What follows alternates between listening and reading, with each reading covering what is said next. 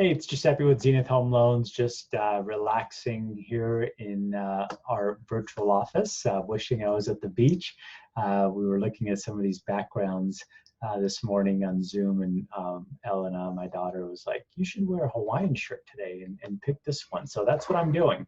I wanted to do a short video here, total cost analysis, to look at some questions that come up pretty often when someone is thinking about buying a home. Maybe they're in a position they can buy now, but maybe in their mind, or they read, they feel like they should wait a year or maybe 2 years to save up a larger down payment. And so I wanted to put together some numbers, because oftentimes when we look at these, for a lot of clients, they actually see that it really doesn't make that much of a difference at all once you take into account appreciation and potential movement in interest rates. So this is a sample total cost analysis for this client that I was speaking to most recently, thinking about buying a $300,000 condo.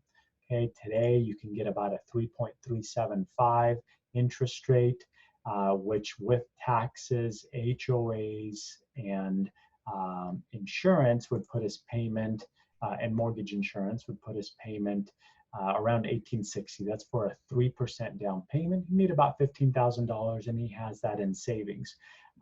During our conversation, he expressed that it was very important for him.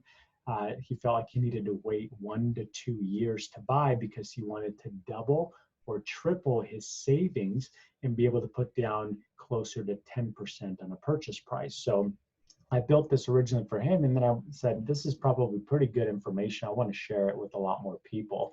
Okay, so when we're comparing this, I said, okay, well, what if we wait a year, right? That's the second column here.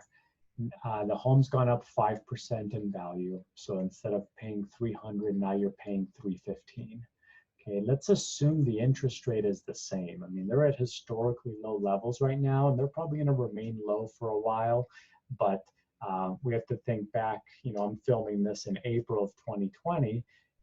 18 months ago, rates were 4.75, 1.5% higher than this. But the purposes of this, let's assume we remain at a 3.375 interest rate. Now we're paying $315 instead of $300. We're doing a 5% down payment instead of 3%. The payment is actually $16 a month higher because of that higher price, even though he's paying lower mortgage insurance. See that mortgage insurance, when we look at the payment breakdown, about $170 a month with a 3% down, about $150 with a 5% down, and about $120 with 10% down. So that mortgage insurance is lower, the rates are the same, he's putting down more money, but he's actually ends up borrowing more because the home value has gone up, the price has gone up. So you end up with spending, $6,000, $7,000 more the day of closing, and you end up with a higher payment at the end of the day. Okay, so now let's say, okay, maybe 10% makes a big difference. So let's wait another year. And now instead of paying $300,000 for the condo, if it appreciates 5% again, he's going to pay $330,000. Okay, let's also assume that the interest rates are still the same. 2 years from now, they're still going to be in the low threes. Now he's going to spend $38,000 the day of closing, money that it's taken 2 years to save up, and then it's going to be gone, instead of $14,000, so more than twice as much needed the day of closing, and the payment is only about $20 less per month at that point. So he's going to lose out on 2 years of appreciation.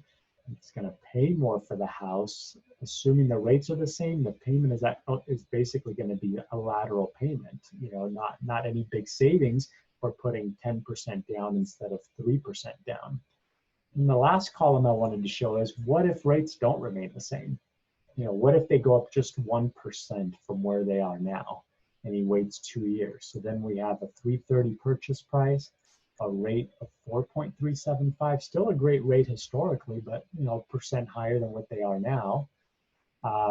now for the same $38,000 in down payment, he's actually going to have a payment that's almost $150 higher, just because of the waiting and paying more for the home, as opposed to being able to buy now with only a 3% down payment. So again, none of us want, I don't want to help any client who's not ready to get into a home earlier than they're ready. So it's very important that they're ready. Their personal economy is ready, right? They feel comfortable in their employment and their income stability, money's in the bank and saved, and they feel comfortable with all the numbers. So that's super important. But I built this really just to dispel the myth of, maybe if I can put down 5% instead of 3% or 10% versus 3%, it's going to make a huge difference. It's really not if it's going to take you years to save up that extra money.